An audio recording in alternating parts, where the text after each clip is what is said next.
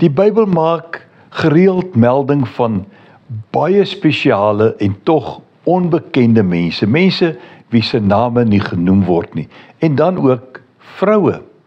In 2 Konings 5 vers 2 sien ek dat op een van hulle strooptogte het die Arameërs 'n jong dogtertjie uit Israel ontvoer, wat Naaman se vrou se bediende geword het. Nou, ek glo jy ken die geskiedenis van hierdie onbekende dogtertjie, wat 'n baie belangrike instrument geword het in Naaman se genesing. 'n Onbekende persoon, 'n dogtertjie, wat 'n uiters belangrike funksie verrig. In Johannes 4, vers 7 en vers 39, sien ons dat terwyl die Here Jesus daar by 'n put gestaan het en gerus het, het daar 'n Samaritaanse vrou kom water haal.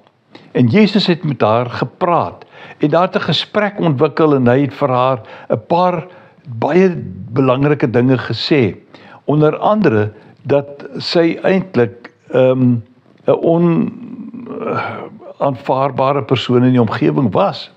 Maar wat ons dan sien, ten spyte van hierdie rol wat sy gehad het in die gemeenskap, 'n onbekende persoon, 'n Samaritaanse vrou, het daar baie Samaritane in die dorp tot geloof gekom in Jesus, op grond van die woorde wat die vrou getuig het.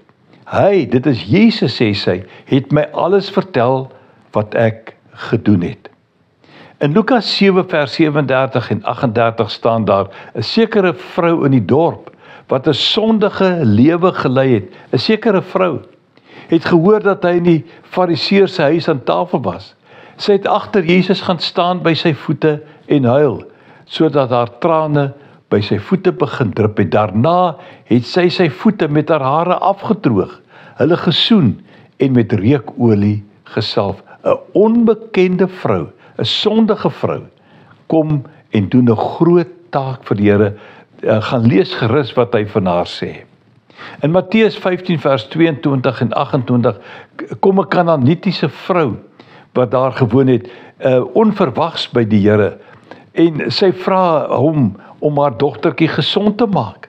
Sy het geen reg gehad om dit te doen nie, 'n onbekende, nie Joodse vrou. En tog sê Jesus vir haar: "Mevrou, jou geloof is groot, jou wens word vervul," en dat sy van daardie oomblik af die dogtertjie gesond was.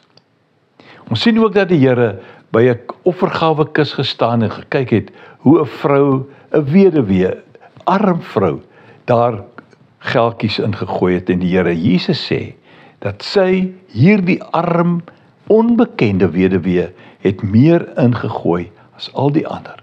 Hy erken haar, hierdie aan ons onbekende vrou, waarvan die Here Jesus goed genoeg geweet het om haar eer te betoon vir dit wat sy gedoen het.